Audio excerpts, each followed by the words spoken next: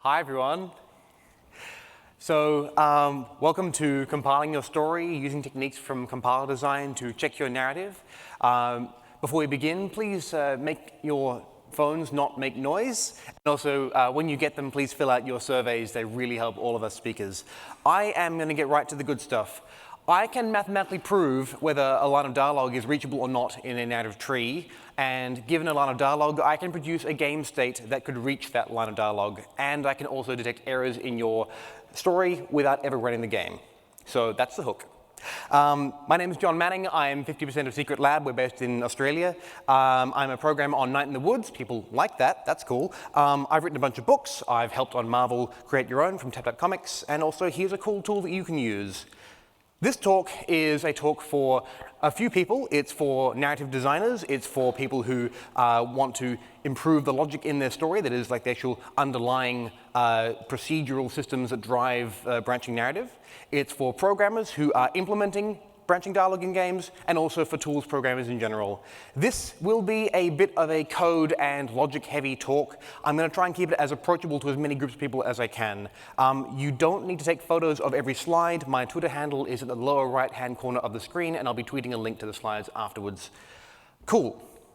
I need to lay a bit of groundwork here first. So first, I'm going to talk a bit about how compilers do their thing and what it is they do, and from there I'll be able to relate that to branching dialogue. So we'll be looking at the two main approaches of representing narrative in games, how a compiler converts your scripting, your code into a graph, how compilers can spot bugs in the code without running it, and then how we can apply those same techniques to branching narrative.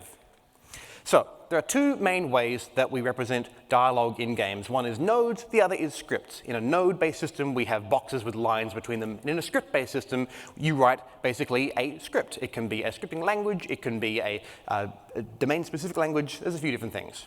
So a node-based system, the dialogue is basically a visual tree that you can visibly see. The excellent talk from Carrie Patel and David Shimczyk from Obsidian yesterday, which is on the Vault, was fantastic. It showed off their very, very good tool of how they build their dialogue using a node-based system.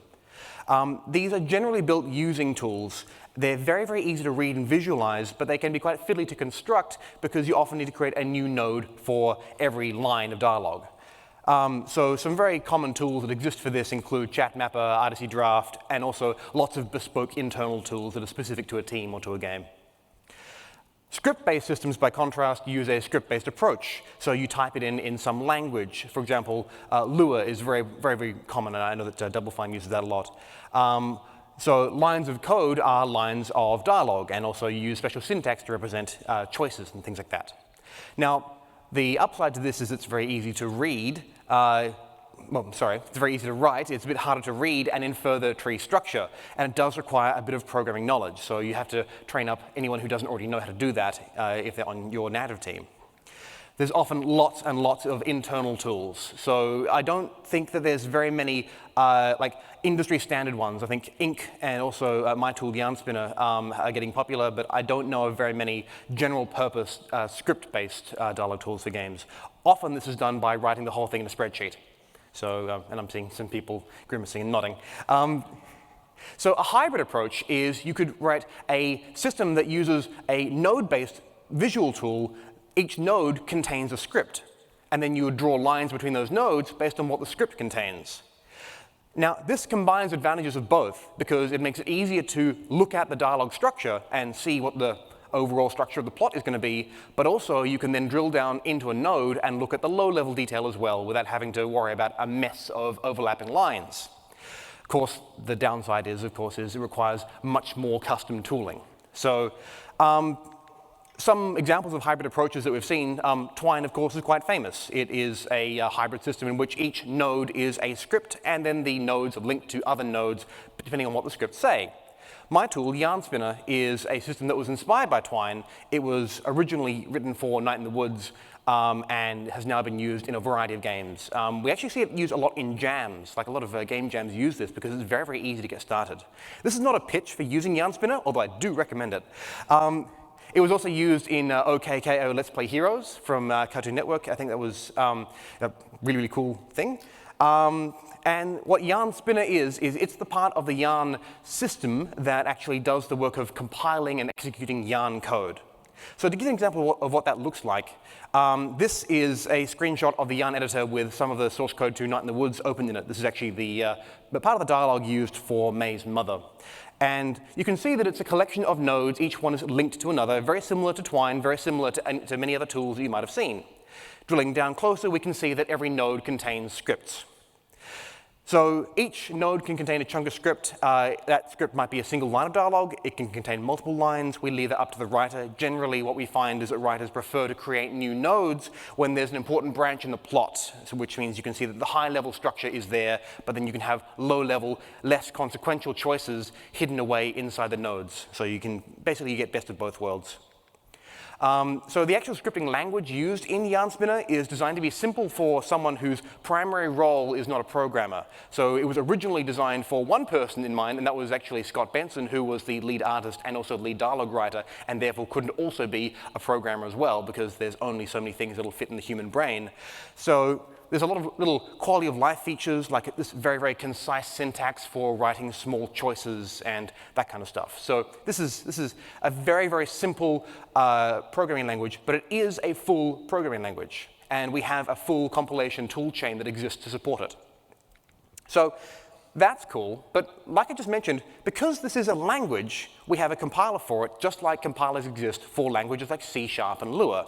And that opens the door to a number of very, very cool features. So some things that would be nice to do is, it would be cool to analyze a dialogue tree and find problems like logic flaws. And so by logic flaws, I'm talking about things like a broken game state where the primary quest giver is a character who is now dead. You know, that actually breaks the game, there's no way to continue. Could we detect that that's possible? And could we do that without having to run the entire game? We also want to be able to run tests without having to do all the legwork. It's very tedious to test a conversation by booting up the game, loading the level, finding the right character, stepping through all the choices that you have to make to get to the right line of dialogue, and then go, okay, yes, now this is working. That gets quite tedious and repetitive.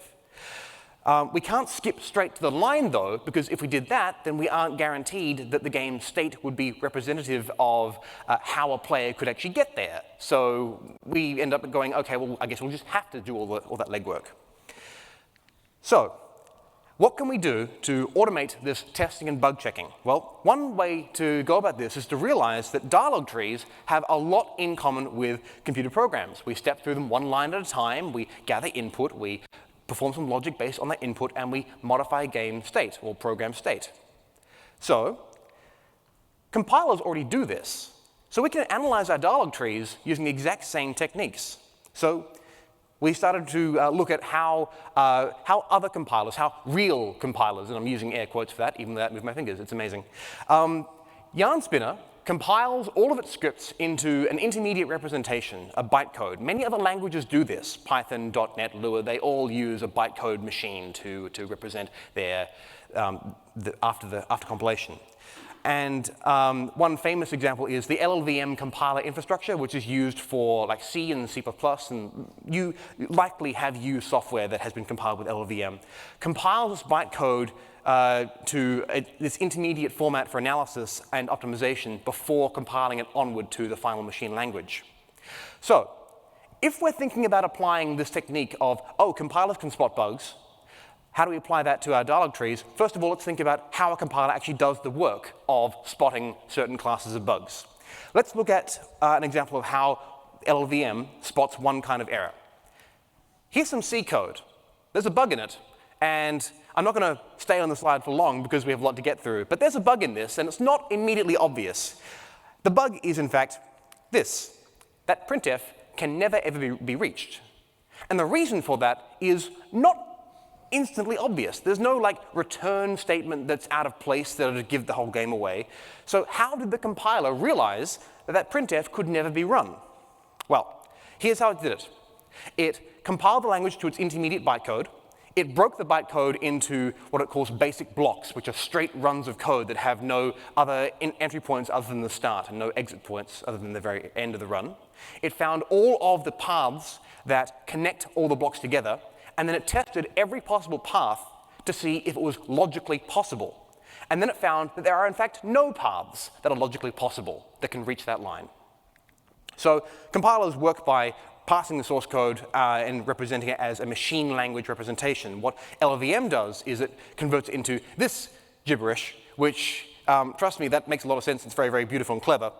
But what we do after we have this run of machine language, this is LLIR, the low-level intermediate representation, we go through that list of primitive instructions, and we mark each instruction as the start of a run of code, a basic block, if it's either the first one in the entire program, it's the target of a jump from another instruction, or it's an instruction that is right after a conditional jump. And then all other instructions are then grouped up into blocks. If a block ends with a conditional jump, then it would have either the true branch or the false branch. If a block ends with an unconditional jump, then it only has one successor, which is its destination. And if a block falls through into another one, then it has one successor block, which is the one that came after it.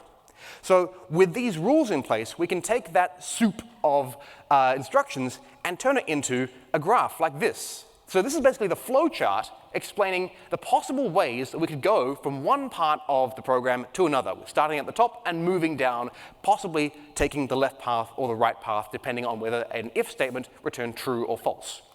Okay, so now we have the graph of ways we can go through the program. Now, you might be thinking, well, this looks kind of like a dialog tree, and yeah. So now, how do we test each path to see if it's possible? Well, what we do is we take each path individually, we then run each path. And I say run, again with my famous air quotes, because we aren't actually executing it on the CPU, we're performing a step-by-step analysis that goes, okay, let's assume that this path is how we got there. Let's figure out what happened to our program state as we went block by block.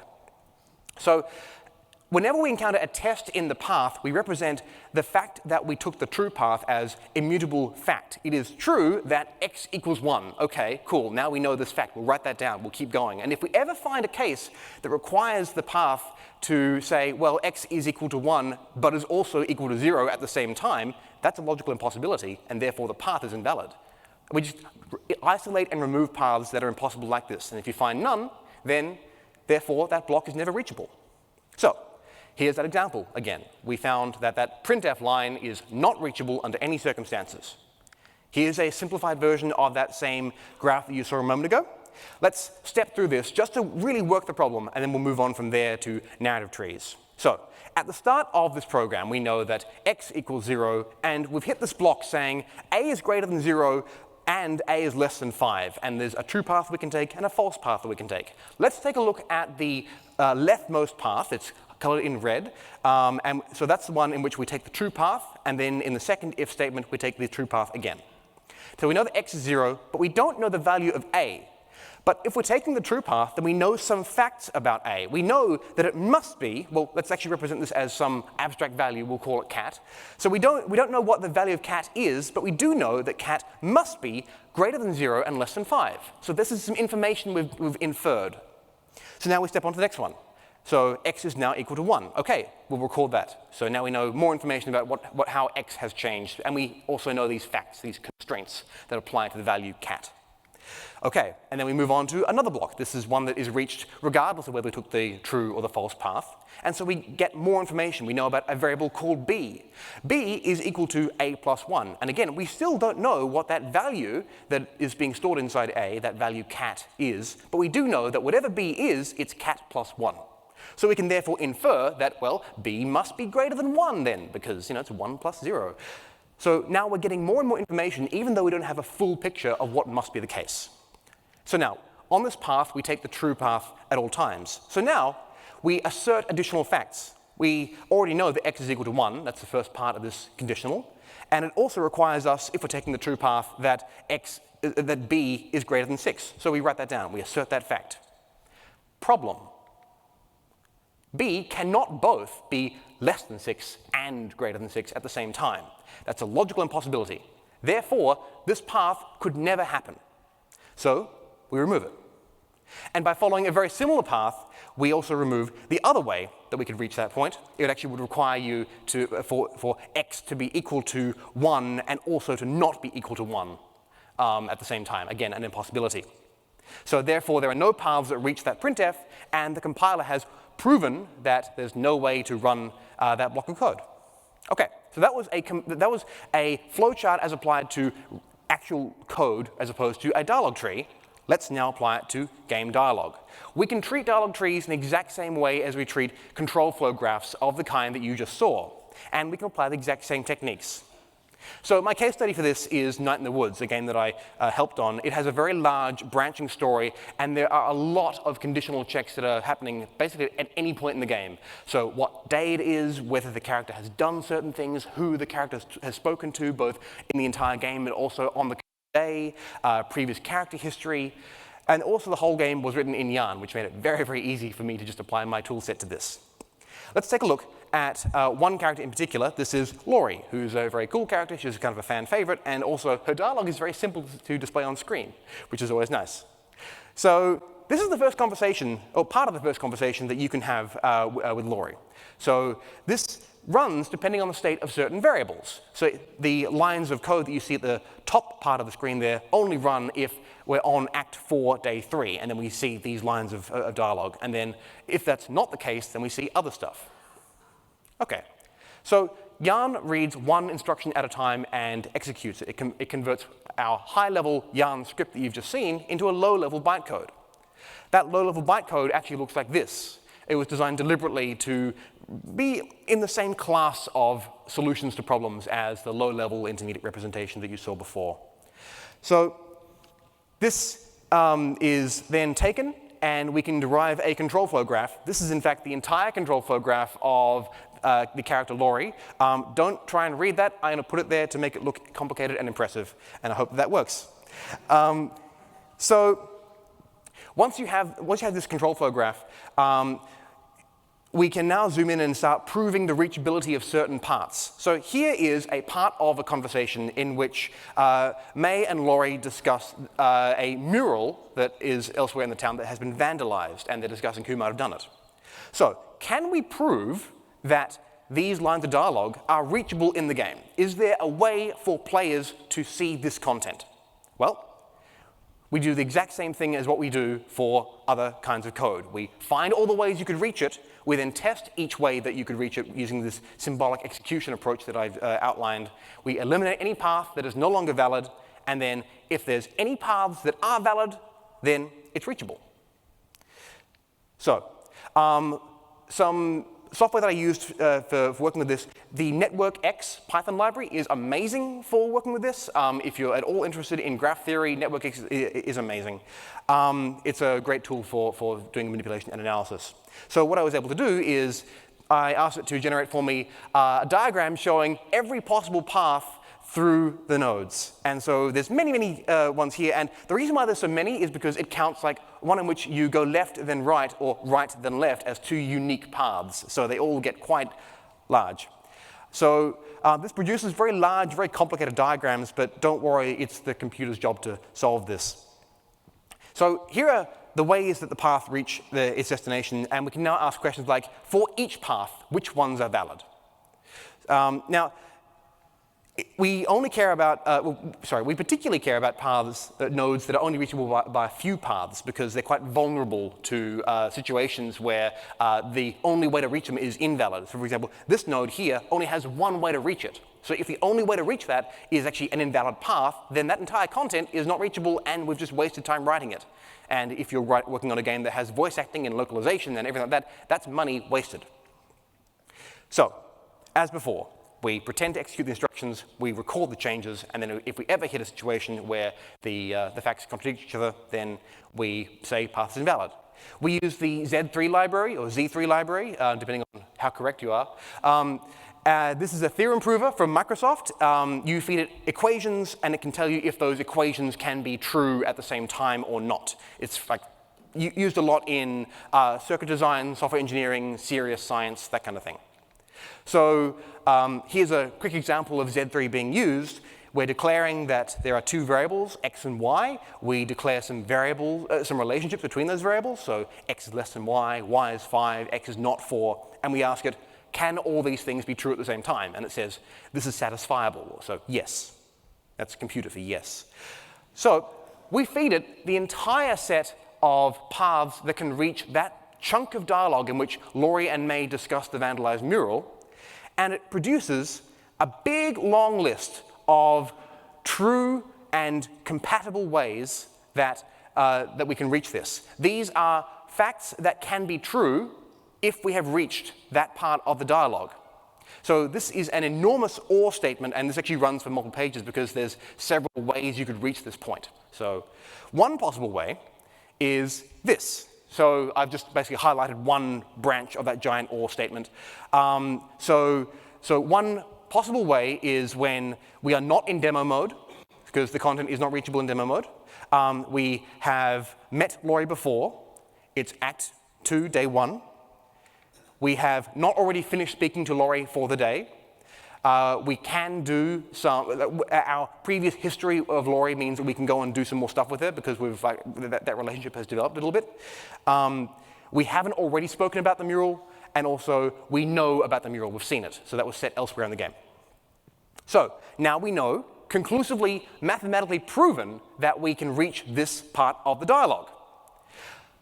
But what about cases where there are no ways to reach a line? What can we do about those? Here is a logic bug in the conversation. So this third line, at the very bottom where Greg says, why, will never run. And there's a bug in there. The bug is on that else if immediately above it. If the variable Greg is greater than 2, then that would have already been caught by the previous else if where it catches if it's greater than 1. Now, we can detect this automatically. And in fact, I found bugs across several different games that I work on just by running it as part of writing this presentation. So I've already got my money's worth out of this.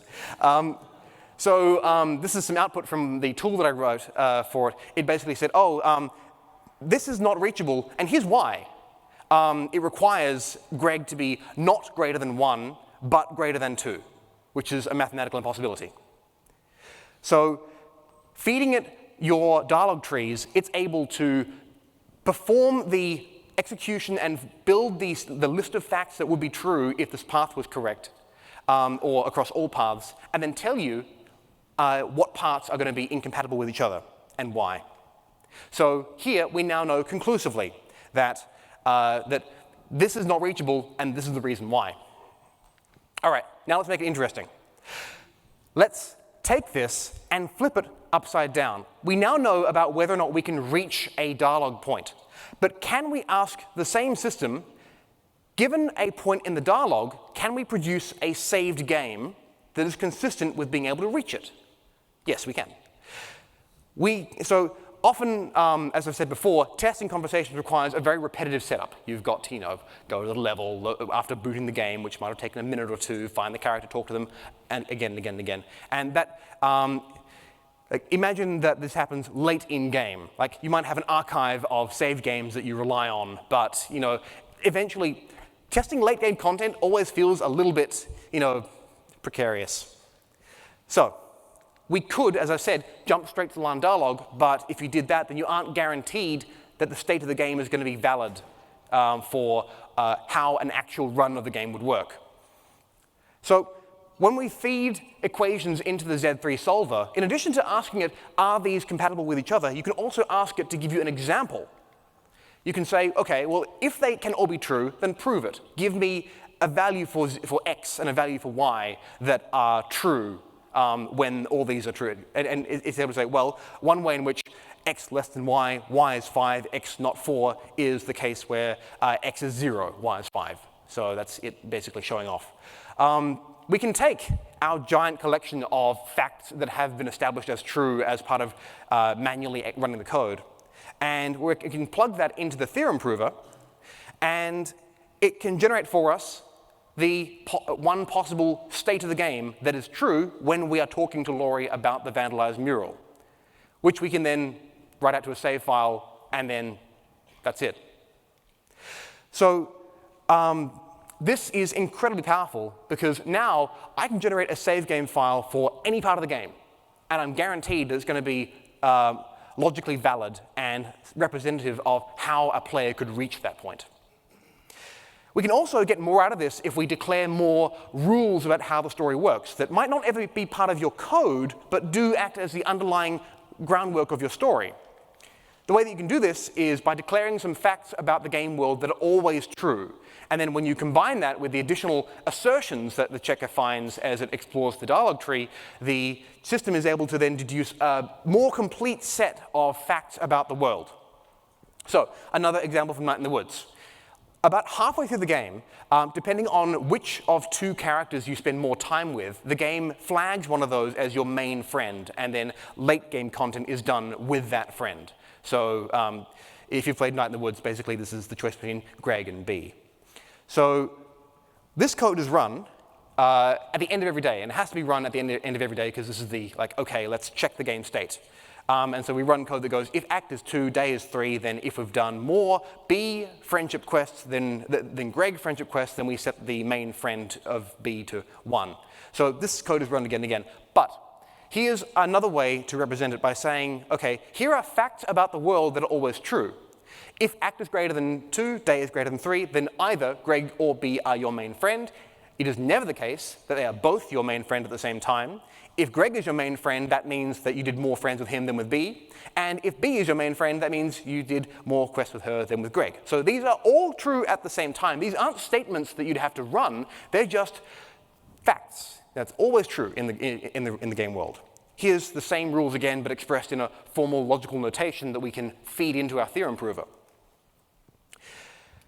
Then these story facts can then be used in conjunction with the dialogue tree checking, because if the assertions needed for a path to reach a certain line of dialogue are in conflict with the facts about the world that you've just defined, then that's a reason why that path is impossible. And so we can use that to isolate and additionally find ways for a piece of dialogue to never be reached.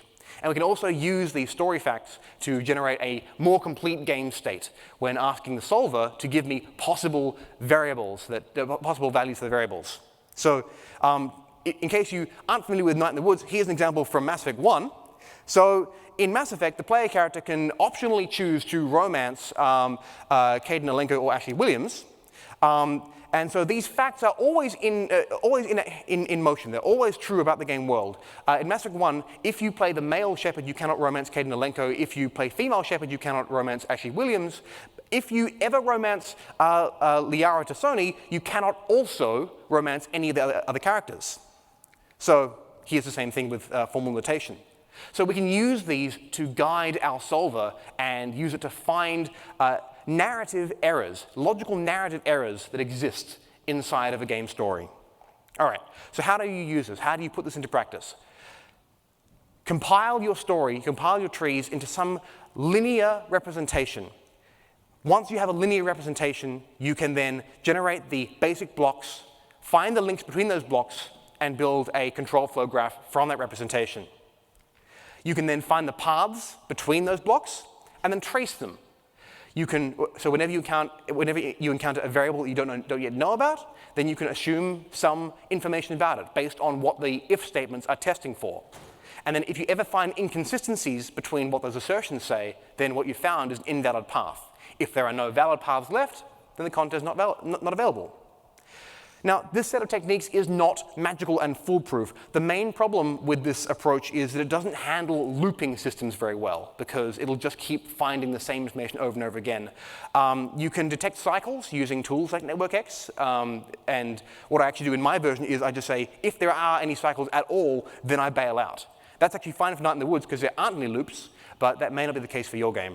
It also can't guarantee that it finds all bugs. There's no system that can do that.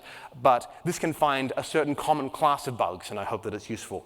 So, dialogue trees can be analyzed using the same techniques as compilers already use. You can use it to find errors in your dialogue, and also you can make your tests easier to perform. So, thank you.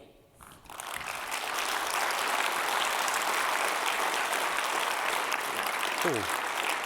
So for more information, I'm on Twitter, so my handle is Dispersed. My studio is The Secret Lab. The underlying tool we use for this is Yarnspinner, and you can find that on Twitter at YarnspinnerTool or on the web at yarnspinner.secretlab.com.au. The Z3 Prover is on GitHub, and also massive thanks to Cecil Richard for the slide design. They did an amazing job, I think. I don't think that we have much time for questions, but the wrap-up rooms are room 2014 and 2018. I'll be heading there directly after this. So I'll go to 2014 first, and then if that's full, I'll be in 2018. Yeah, thanks again for coming.